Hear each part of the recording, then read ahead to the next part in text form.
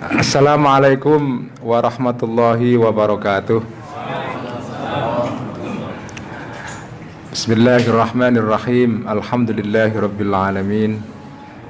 Wassalatu wassalamu ala asyrafil anbiya'i wal mursalin sayyidina wa habibina wa maulana Muhammadin wa ala alihi wa ashabihi wa man tabi'ahum bi ihsanin ila yaumiddin. Rabbi shrah li sadri wa yassir li amri wa hlul 'uqdatam min lisani yafqahu qawli. Rabbi zidni ilma warzuqni fahma, amin ya rabbal alamin. Amma ba'd. Hadaratul muhtaramin, para kiai, para asatidzah, wabil khusus Kiai Said Aqil Siraj sebagai guru kita, panutan kita yang kita hormati.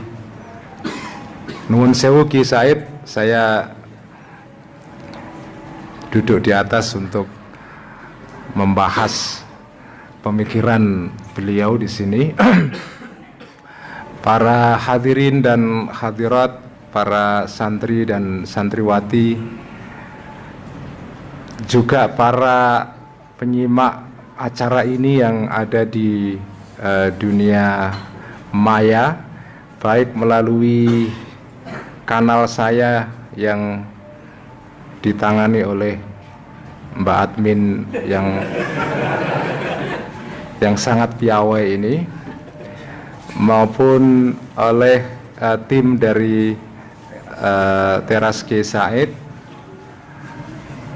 Pertama-tama saya menyampaikan syukran jazilan dan terima kasih yang sebesar-besarnya kepada teman-teman yang menyelenggarakan acara ini dan juga memberikan kesempatan kepada saya untuk memberikan sedikit ulasan tentang tema yang akan kita bahas pada malam hari ini, yaitu pemikiran Kiai Said Aqil terkait dengan masalah tasawuf.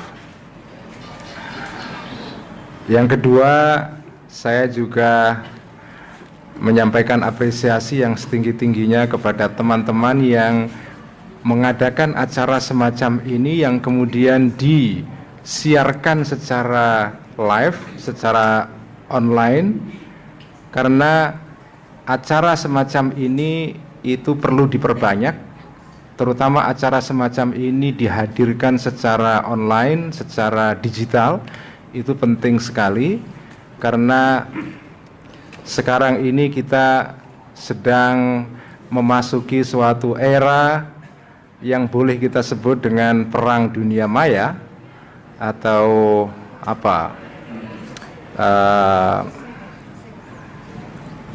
perang cyber, ya.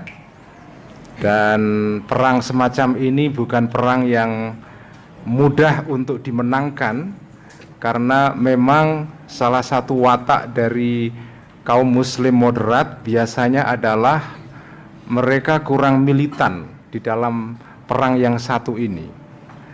Kaum muslim moderat biasanya terlalu asyik dengan perang di darat, ya. Perang di udara seperti ini kurang diperhatikan.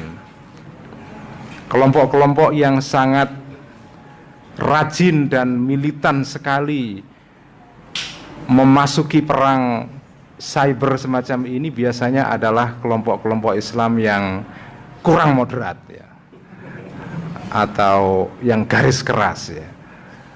Jadi saya sungguh senang dengan inisiatif seperti ini dan kita bisa gembira karena selama 2 tahun terakhir ini dunia maya selama bulan Ramadan itu penuh dengan pengajian-pengajian ala Nahdlatul Ulama.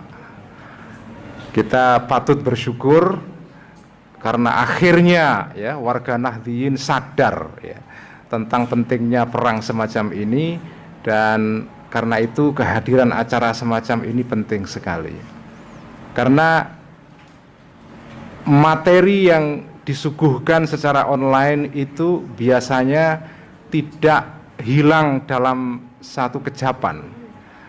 Materi yang disuguhkan dalam dunia maya itu bertahan lama sekali, mungkin selama-lamanya ya, sampai hari kiamat kalau belum dihapus oleh yang punya. Karena itu begitu materi pengajian ini diupload di udara, itu sampai kapanpun akan ada di sana, dan itu menentukan juga perjalanan orang-orang di luar sana untuk memahami Islam ya. Jadi ini penting sekali. Para hadirin dan hadirat yang saya hormati, saya sebetulnya lastu ahlan ya li an atakallam an hadzal mawdu'. Saya tidak terlalu kompeten sebetulnya berbicara mengenai tema yang dibicarakan pada malam hari ini, yaitu tentang pemikiran tasawuf Kiai Said ya. Saya berkenalan dengan disertasinya Kiai Said itu sudah sejak awal ketika beliau pulang dari Mekah ya. Waktu beliau masih belum terkenal ketika itu ya. Dan kita masih sering berdiskusi, sering sekali, dan tetapi saya membaca disertasinya Kiai Said tentang Ibnu Arabi itu sudah lama sekali, dan saya pernah pinjam dan memotokopi dari beliau, tapi hilang sudah itu. Dipinjam siapa saya juga nggak tahu. Jadi saya ketika mau hadir ke sini mau menyiapkan materi ini agak kerepotan karena saya nggak punya bahan. Tetapi saya mencoba untuk membahas tentang kedudukan tasawuf ya, terutama di kalangan komunitas Islam Nahdiyin dan lebih umum lagi di kalangan Islam di Indonesia, di kawasan Melayu, dan bagaimana kedudukan tasawuf ini menentukan corak Islam secara lebih umum di dalam kawasan Nusantara, dan bagaimana peran tasawuf ini di dalam membentuk ya pandangan keislaman seperti yang kita saksikan sekarang ini ya. Teman-teman semua yang saya hormati, kalau kita berbicara mengenai Islam seperti kita lihat prakteknya di kalangan para muslim Nahdiyin ataupun muslim di Nusantara, sebetulnya tidak bisa dipisahkan secara ketat ya, tidak bisa dipisahkan dari dunia tasawuf sebetulnya. Dan perkembangan Islam di Nusantara pada abad-abad awal sebetulnya itu sangat kuat dipengaruhi oleh peran tasawuf di sana, terutama tasawuf yang coraknya adalah tasawuf falsafi itu. Melalui gagasan-gagasan orang-orang seperti Ibnu Arabi, itu sangat kuat di dalam membentuk corak Islam pertama kali yang masuk ke Nusantara. Saya sering kali mengatakan bahwa sebelum fikih itu menjadi diskursus atau wacana yang dominan di kawasan Nusantara, sebetulnya wacana tasawuf itu lebih dulu masuk dan membentuk corak keislaman yang berkembang di kawasan Melayu sebetulnya. Karena itu ini seperti dibuktikan di dalam beberapa riset-riset yang dilakukan oleh para sejarawan yang menulis tentang sejarah Islamisasi di Indonesia ya. Kita membaca misalnya ulasan yang ditulis oleh Profesor Wycliffe misalnya, yang menyebutkan bahwa corak Islam pertama kali yang lahir di Nusantara itu adalah corak Islam yang merupakan perpaduan antara tradisi Islam dengan tradisi mistik Nusantara. Itu yang oleh beliau, oleh Profesor Wycliffe disebut dengan mystical synthesis ya, atau sintesa mistik, yaitu suatu corak Islam yang menggabungkan antara spiritualitas Islam dengan spiritualitas yang datang dari Nusantara. Dan spiritualitas Islam di situ yang menonjol tentu saja adalah tasawuf. Dan corak pemikiran tasawuf yang pertama kali kuat pengaruhnya di kawasan Nusantara adalah tasawuf yang mengajarkan gagasan tentang wahdatul wujud ya. Teori mengenai manunggaling kawula Gusti.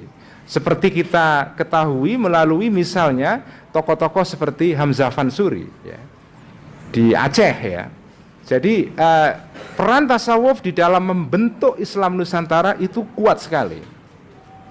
Jadi kehadiran wacana fikih itu sebetulnya adalah muncul belakangan. Tentu saja fikih sudah ada dari awal, tetapi pengaruh tasawuf itu pertama kali lebih kuat ketika Islam datang pertama kali ke Nusantara ketimbang pengaruh daripada diskursus fikih itu. Dan itu sebetulnya bisa kita pahami karena memang corak spiritualitas atau mistisisme yang berkembang di Nusantara itu agak cocok sebetulnya dengan mistisisme Islam, terutama mistisisme atau tasawuf yang dibawa oleh para pemikir-pemikir seperti Ibnu Arabi, yaitu corak pemikiran yang coraknya adalah diwarnai dengan gagasan tentang menyatunya antara wujud besar dengan wujud kecil, antara makrokosmos dengan mikrokosmos ya, antara dunia atas dengan dunia bawah, antara Tuhan dengan manusia. Jadi gagasan yang dalam istilah filsafat sering disebut dengan panteisme. Jadi gagasan panteisme itu gagasan yang sudah ada sebetulnya di kawasan Nusantara sebelum Islam datang. Dan ketika Islam datang membawa gagasan mistisisme yang agak serupa, itu langsung memudahkan Islam ini diterima oleh orang-orang di kawasan Nusantara ini. Itulah yang menjelaskan kenapa tasawuf falsafi ya, sebelum tarekat ini sebetulnya. Tasawuf falsafi itu pertama kali lebih mudah diterima di kawasan Nusantara ini. Faktor lain yang juga menentukan kenapa tasawuf seperti ini itu cukup kuat pengaruhnya di kawasan Nusantara pertama kali, antara lain karena proses pengislaman di Nusantara itu dulunya itu mula-mula dimulai dari atas sebetulnya, yaitu proses pengislaman yang dimulai dari keluarga bangsawan dan raja-raja dan kelas atas, kelas darah biru. Sebelum Islam itu masuk diterima oleh masyarakat, sebetulnya Islam ini masuk melalui keluarga raja-raja ini. Dan sebagaimana kita ketahui, kelas bangsawan dimanapun, ya, mereka punya kecenderungan untuk menyukai pemikiran yang agak cenderung panteistik. Kalau Anda baca buku terkenal dari Clifford Geertz misalnya, salah satu ciri khas dari kelas yang disebut dengan kelas priayi itu adalah adanya tradisi di sana, yaitu tradisi kebatinan kejawen ya, yang salah satu unsurnya adalah unsur pemikiran yang bersifat tadi itu panteistik. Tasawuf yang mengandalkan gagasan tentang bersatunya Tuhan dengan manusia, manunggaling kawula dan Gusti. Kalangan atas itu lebih suka dengan gagasan seperti ini. Gagasan yang dalam tasawuf sering disebut dengan gagasan irfani atau gnostik ya. Gnostisisme itu adalah satu gagasan yang memang disukai oleh orang-orang kelas atas. Umat pada umumnya, kelas bawah itu tidak terlalu akrab dengan gagasan semacam ini. Oleh karena itu, tasawuf yang lebih populer di kalangan masyarakat umum itu adalah tasawuf yang bersifat suluki, tarekat. Tetapi kelas bangsawan itu yang lebih disukai adalah gagasan tasawuf yang seperti itu, yang panteistik. Apalagi kalau kita perhitungkan bahwa gagasan tasawuf yang panteistik itu agak sedikit cenderung melegitimasi sebetulnya kedudukan kelas raja-raja ini. Kenapa? Karena kelas raja-raja ini ya di dalam struktur masyarakat itu mereka berada di dalam kelas atau hierarki kelas yang paling atas. Di dalam gagasan panteisme itu sering kita kenal gagasan tentang misalnya martabat 7. Di dalam kawasan Nusantara ini kita mengenal ajaran tasawuf yang disebut dengan ajaran tentang martabat 7. Yang itu sebetulnya asal usulnya kalau diurut ke belakang itu adalah gagasan yang bersumber dari filsafat neoplatonisme sebetulnya. Kalau Anda baca pemikiran Ikhwanus Safa, gagasan Neoplatonisme, atau Al-Farabi, Ibnu Sina tentang bagaimana proses terciptanya alam yang beragam ini bersumber dari yang maha tunggal, ya, sudurul kathrah anil wahdah, di dalam bahasa orang-orang Ikhwanus Safa itu akan kelihatan sekali teori mengenai martabat 7 yang terkenal di keraton Cirebon, di beberapa keraton di Nusantara ini, itu sebetulnya dari sana. Nah, kenapa tasawuf yang panteistik semacam ini disukai oleh kalangan bangsawan? Karena memang itu sedikit melegitimasi kelas mereka. Jadi bangsawan ini di dalam struktur sosial ini kan kira-kira mereka ini, kalau di dalam martabat 7 itu kan ada yang disebut dengan gagasan mengenai alamul mithal, ya. Alamul mithal itu adalah alam ide dalam bahasanya Plato itu. Jadi di dalam filsafat Plato, dunia materi ini itu sumbernya adalah dari alamul mithal ini. Sebelum dunia materi ini lahir, dia adalah berupa citraan-citraan atau bentuk-bentuk forma-forma, ya, yang ada di dalam alam yang disebut dengan alamul mithal, ya, imaginal world, ya. Nah, orang-orang yang disebut dengan para priayi bangsawan ini, itu mereka menganggap dirinya seolah-olah menjadi kelas yang menjadi perantara antara alamul misal ini dengan alam materi. Alam materi ini ya masyarakat bawah, khalayak ramai, orang-orang kecil yang mereka ini ada di struktur paling bawah. Karena itu filsafat panteisme itu disukai oleh para keluarga raja-raja ini. Itu yang menjelaskan kenapa tasawuf falsafi wujudi ini, hululi wujudi ini, itu sangat populer di kalangan keluarga raja-raja di Nusantara. Nah, tasawuf ini kemudian kehilangan pengaruhnya belakangan pelan-pelan karena masuknya fikih di Nusantara. Jadi fikih ini sebetulnya mengusir tasawuf ini keluar sebetulnya. Punya peran untuk menyingkirkan tasawuf hululi ini. Karena memang fikih ini lebih disukai oleh kalangan rakyat bawah. Kenapa? Karena diskursus fikih itu lebih dibutuhkan, lebih relevan dengan kehidupan sehari-hari orang kecil. Bagaimana hukumnya orang kentut kalau puasa? Itu kan nggak bisa dijawab dengan tasawuf hululi. Itu hanya bisa dijawab dengan takrib, ya, dengan ilmu fikih. Bagaimana hukumnya orang sentuhan dengan perempuan ajnabi, itu tidak bisa dijawab dengan tasawuf hululi, tapi hanya bisa dijawab dengan diskursus fikih. Diskursus fikih itu lebih populer, lebih kuat pengaruhnya, dan pelan-pelan kemudian menyingkirkan pengaruh dari tasawuf yang bersifat falsafi ini. Nah, tetapi secara umum tasawuf, ya, itu pengaruhnya besar sekali di dalam pembentukan Islam di kawasan Nusantara ini. Meskipun itu tidak kelihatan secara eksplisit, ya, tetapi secara implisit itu pengaruhnya besar sekali. Jadi kalau ketua umum kita Kiai Said ini disertasinya adalah tentang Ibnu Arabi, itu sudah pas sekali sebetulnya, ya. Jadi itu meskipun tadi dikatakan disertasinya Kiai Said itu memang karena kebutuhan di Saudi sana dulu jadi agak sedikit menyerang-nyerang Ibnu Arabi, tapi begitu pulang bagian yang menyerang konon katanya dihilangkan.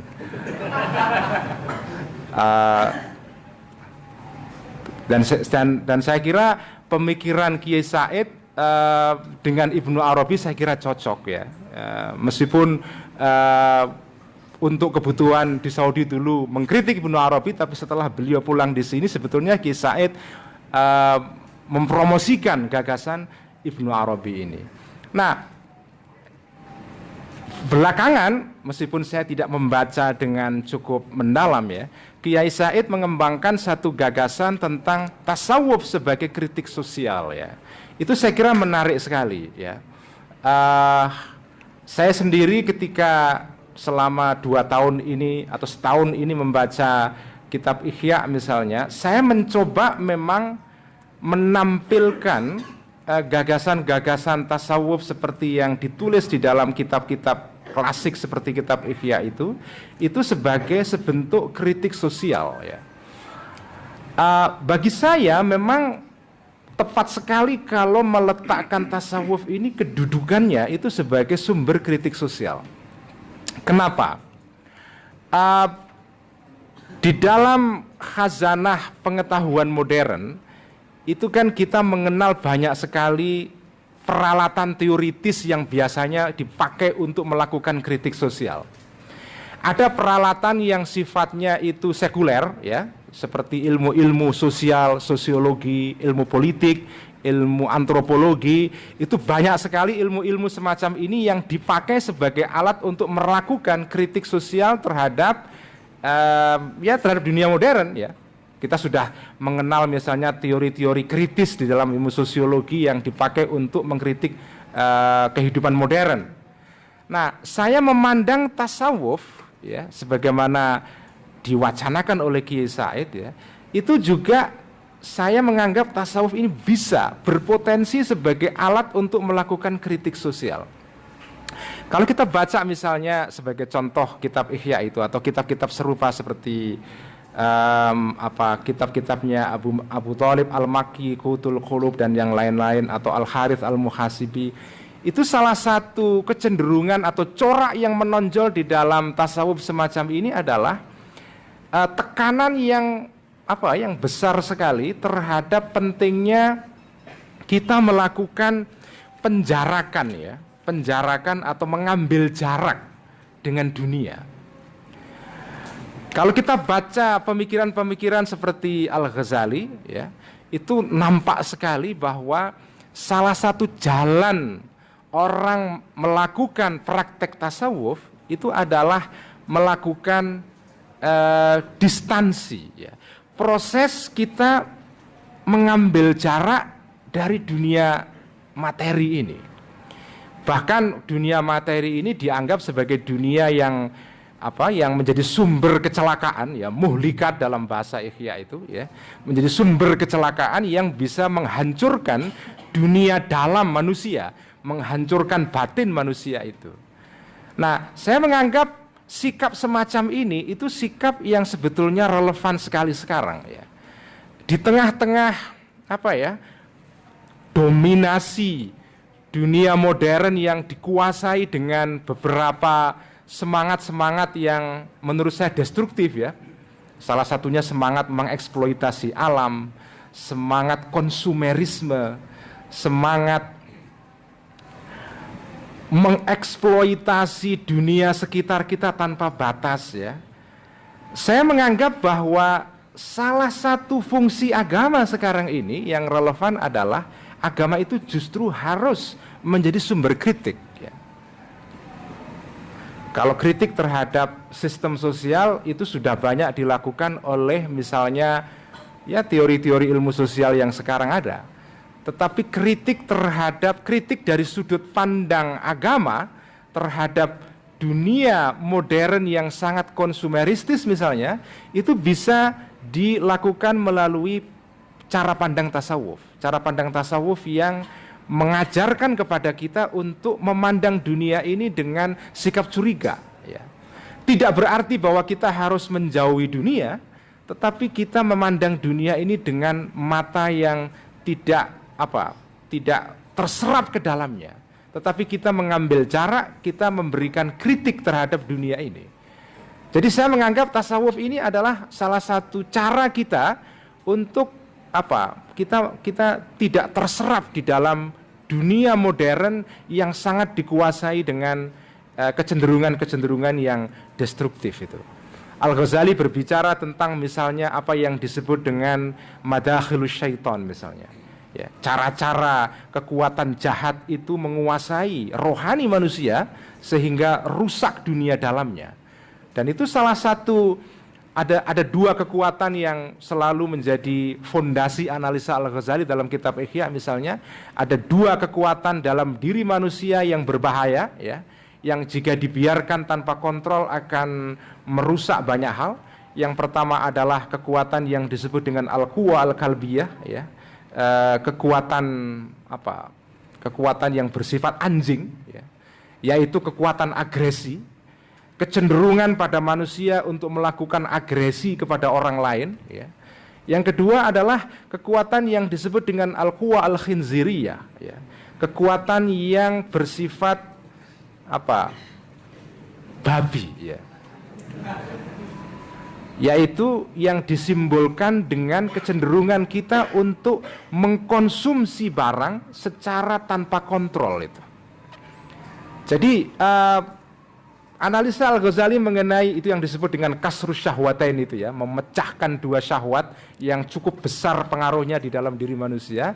Itu menurut saya salah satu contoh bagaimana melalui disiplin tasawuf ini kita diajari sebetulnya untuk melakukan penjarakan atau distansi kepada dunia modern yang saya tidak mengatakan bahwa dunia modern ini seluruhnya jelek, ya. Tetapi saya ingin mengatakan begini sebagai penutup, ya. Dunia modern itu dengan dua kekuatan besarnya, yaitu negara demokrasi, dan kedua adalah melalui kekuatan ekonominya yang disebut dengan ekonomi kapitalisme. Itu adalah dua kekuatan yang besar sekali.